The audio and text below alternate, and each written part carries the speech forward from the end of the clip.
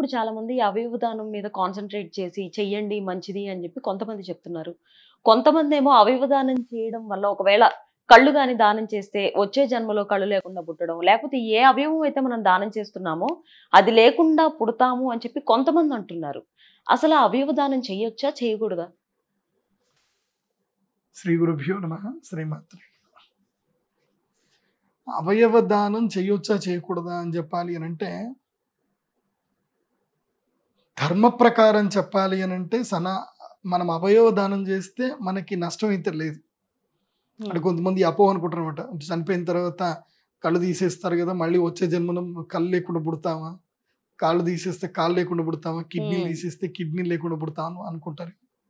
అవైతే జరగదు.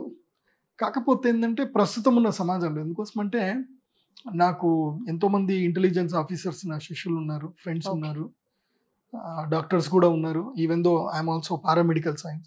నేను కూడా యోగా థెరపీ చేశాను కదా. సో ఈ అవయవ దానము ఏదైతే ఉందో ఇది కొంచెం క్లిష్టతరమైంది. అంటే నేను మీ అందరికీ చెప్పేది ఏంటంటే, మీది గనక ఒకవేళ గనక రేర్ బ్లడ్ గ్రూప్ ఏదన్నా ఏ నెగిటివ్ లేకపోతే ఓ నెగిటివ్ కానివ్వండి, ఏబి నెగిటివ్, ఇట్లా కొన్ని రేర్ బ్లడ్ గ్రూప్స్ ఉంటాయి. రేర్ బ్లడ్ గ్రూప్స్ ఉంటే మీరు దేనికైనా సరే అవయవ దానం చేయాలి అనుకుంటే మీరు ఒక డేట్ వేసుకొని సిగ్నేచర్ వేసి పెట్టి మీ ఇంట్లో పెట్టుకోండి, కానీ తప్ప మీరు ఎక్కడ కూడా ఆన్లైన్లో అయితే సబ్మిట్ చేయకండి. ఓకే. అందుకోసం అంటే నాకు తెలిసి ఈ మధ్యనే ఒక చిన్న కేసు అయితే జరిగింది. చాలా మంచిగా ఉండే వ్యక్తి బ్రెయిన్ హ్యామరేజ్ అయ్యి హాస్పిటల్లో జాయిన్ అయ్యారు. చాలా మంచి వ్యక్తే, ఏ ప్రాబ్లం లేదు. చిన్నగా తలకు దెబ్బ తగిలింది. తలకు దెబ్బ తగిలితే ఎంఆర్ఐ తీసుకోవడానికి వెళ్ళారు అంతే. సో తర్వాత బ్రెయిన్ హ్యామరేజ్ అయిపోయింది. ఎందుకు అయిపోయిందో ఎవరికి తెలియదు. సడన్గా బ్రెయిన్ హ్యామరేజ్ అయిపోయింది. వాళ్ళు ఏమన్నారంటే, బ్రెయిన్ హ్యామరేజ్ అయిపోయిందండి, ఈయన దేనికి పనికిరాడు, ఇంకా వెంటిలేటర్ మీదే ఉంటాడు, సో చనిపోయే వ్యక్తి అని చెప్పేసి వాళ్ళని కన్విన్స్ చేశారు. ఎవరిని ఏమని అంటే, ఈయన హార్ట్ కిడ్నీలు ఏమైనా ఉంటే మీరు డొనేషన్ చేసుకోవచ్చు, కావాలంటే నేను మీకు డబ్బులు ఇప్పిస్తామని చెప్పి ఏదో మాట్లాడారు. సో ఆ తర్వాత కిడ్నీలు ఎవరికో ఇచ్చారు. బ్రెయిన్ హ్యామరేజ్ అయిన వాళ్ళకి వాళ్ళ హార్ట్ దేనికి డొనేషన్ చేయొచ్చు అన్నమాట. ఆల్మోస్ట్ ఆ బాడీ ఆర్గన్స్ అన్ని కూడా డొనేషన్ చేసి డొనేషన్ ఇప్పించేశారు. వీళ్ళకి ఏదో లంసమ్ అమౌంట్ సెటిల్ చేశారు.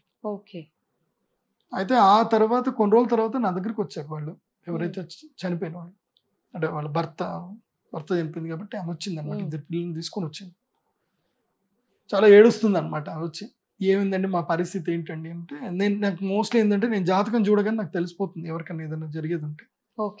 సో అమ్మ మీ హస్బెండ్ చనిపోయారా అంటే, నేను చనిపోయారని అడగలేదు, చూసి మీరు మీ హస్బెండ్ తోటి కలిసి ఉన్నారా, దూరం ఉన్నారా అంటే, జాతకంలో అయితే మీరు దూరం ఉన్నట్టు కనిపిస్తుంది, ఆయన ఎక్కడున్నారు అని అడిగా. అడగగానే ఇంకా ఏడవడం స్టార్ట్ చేసి, ఏడ్చి లేదు అయ్యగారు మా ఆయన లేడు, చనిపోయాడు, సడన్గా బైక్ మీకేసి పడ్డాడు, హాస్పిటల్ తీసుకెళ్ళాము, అప్పటిదాకా బాగానే ఉండే, బ్రెయిన్ మొత్తం హ్యామరేజ్ అయిపోయింది, లోపల రక్తం గడ్డగట్టిందని చెప్పిన డాక్టర్లు అని చెప్పేసారంటే, నేను జాతకం చూసా, సరే మీ ఆయన డేట్ ఆఫ్ బర్త్ ఏంటి చూస్తా అని చెప్పి చూసా. జాతకం చూస్తేనేమో వాడి దాంట్లో పూర్ణ ఆయుష్ ఉంది, ఆయుష్ బాగానే ఉంది, ఎలా చనిపోయాడు అని నాకు అర్థం కాలేదు. సరే రిపోర్ట్లు ఏమైనా ఉన్నాయా అని అంటే, రిపోర్ట్లు ఏం లేవండి. ఒక్కటైతే ఉందండి, మాకు వాట్సాప్ చేశారు, ఎందుకోసమంటే పడగానే మేము ఒక దగ్గరికి వెళ్ళి సిటీ స్కాన్ చేయించాము, అది ఒక్కటి మాత్రం ఉంది, తర్వాత హాస్పిటల్ తీసుకెళ్ళమన్నారు, వెళ్ళాము. తర్వాత నాకు తెలిసిన డాక్టర్కి సిటీ స్కాన్ రిపోర్ట్ పంపించా. ఇదేంటి అంటే, మాకు కూడా మేము యోగా థెరపీ నేర్చుకున్నాను మణిపాల్ యూనివర్సిటీ. అప్పుడు ఎక్స్రేలు ఎట్లా చూడాలి, కొంచెం చిన్న చిన్న బేసిక్స్ నేర్పిస్తారు.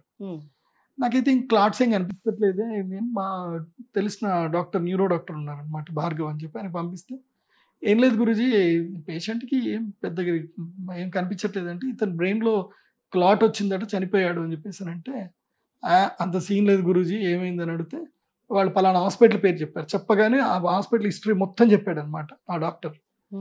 అయ్యో హాస్పిటల్ ఎందుకు వెళ్ళారండి అని చెప్పి హిస్టరీ మొత్తం చెప్పారు. అప్పటి నుంచి కొన్ని హాస్పిటల్స్ ఉంటాయి అనమాట. హైదరాబాద్లో ఒక పేరు మోసిన ఒక క్రిస్టియన్ హాస్పిటల్ ఒకటి ఉంటుంది. అక్కడ హాస్పిటల్లో పిల్లలందరికీ కూడా దీని ఏమంటారు అంటే అది అది పేరు మోసిన హాస్పిటల్, అది కేవలం డెలివరీస్ చేసే హాస్పిటల్ అది. ఓకే. నేను పేరు చెప్పాల్సిన అవసరం లేదు. ఉమ్. ఆ పిల్లలందరూ కూడా ఆటిజమే. అక్కడ ఎవరెవరికైతే వ్యాక్సిన్ చేయించారో, అంటే పిల్లలకు వ్యాక్సిన్ చేస్తారు కదా, వ్యాక్సిన్ అయిపోయిన తర్వాత ఆల్మోస్ట్ అక్కడ పిల్లలందరికీ కూడా ఆటిజం. ఓ. అక్కడ ఆటిజం వచ్చిన పిల్లలు నా దగ్గరికి 8 మంది వచ్చారు ఓకే. పేషెంట్స్. ఉహుం. నేను ఇంకా గట్టిగా ఇప్పుడు నేను అనౌన్స్ చేస్తే నా దగ్గరికి పేరెంట్స్ అందరూ వస్తారు. ఉమ్. వచ్చినా ఎవరు పోట్లాడరు, ఎవరు ఆ హాస్పిటల్ మీద కేసు పెట్టలేరు కూడా. ఉమ్. ఎందుకోసం అంటే హాస్పిటల్ యొక్క నికర ఆదాయమే 1000 కోట్లు. బా. అద్భుతమైన ఫండింగ్ వచ్చే హాస్పిటల్ ఇది. ఓకే. కానీ నేనేమంటాను అంటే అవయవ దానం చేయడం చాలా మంచి పని. కాకపోతే ఏంటంటే దీన్ని చాలా మంది మిస్యూజ్ చేసుకుంటున్నారు. ఉమ్. డేటా అనేటువంటిది ఏంటంటే కనుక ఈ మధ్య కాలంలో మన వేలు ముద్ర పెట్టగానే మనం ఎవరో మొత్తం తెలిసిపోతుంది అసలు. ఉమ్. అవును. అలాంటిది మనము మన బయోడేటా మొత్తం కూడా ఇచ్చి మన బ్లడ్ గ్రూప్లు అన్నీ కూడా చెప్తే అవసరం ఉన్నోడికి మనము ఆయుధం కూడా కావచ్చు. అవును. సో అప్పుడు కావాలని మనము మరణశాసనం రాసుకున్నట్టు ఉంటుందేమో నాకు అనిపించింది ఉమ్. ఈ కేసు చూసిన తర్వాత. కరెక్ట్. కాబట్టి అవయవ దాన విషయంలో మాత్రం మీరు ఎక్కడైనా సరే సిగ్నేచర్ చేసి ఇచ్చినా అది చాలా భద్రత కలిగినటువంటి సంస్థలకు మాత్రమే మీ డీటెయిల్స్ ఇవ్వండి. ఉమ్. భద్రత లేని సంస్థలకు, నిజంగా కరెక్ట్గా గవర్నమెంట్ నుంచి కరెక్ట్ అప్రూవల్స్ ఏం లేని సంస్థలకు మాత్రం ఇవ్వద్దు. ఓకే. ఇది వచ్చే జన్మలో ఏమవుతామో తర్వాత దేవుడికి ఎరక. ఉమ్. ఉన్న జన్మలోనే అకాల మరణం కాకుండా ఉండడం కావాలి. కాబట్టి ఈ విషయంలో మాత్రం అప్రమత్తంగా ఉండండి. ఇది ఎందుకోసం అంటే మెడికల్ అనేది ఒక పెద్ద మాఫియా అయిపోయింది ఇప్పుడు. అవును. అందుకోసమే ఈ మధ్య ఆయుర్వేదం కూడా డిమాండ్ అయితే పెరుగుతుంది. అవును. చాలా మంది ఆయుర్వేదం చూస్తున్నారు. ఉమ్. మన రెయిన్బో టీవీలో కూడా చాలా ఆయుర్వేదిక్ ఇవి కూడా చెప్తున్నారు. నేను కూడా చెప్తాను, మీకు ఏమైనా ఆయుర్వేదిక్ సమస్య, ఏదైనా సమస్యలకి ఏదైనా ఆయుర్వేదిక్ కూడా నేను చెప్తాను, మీరు Okay. ఫాలో అవ్వండి. నమస్కారం.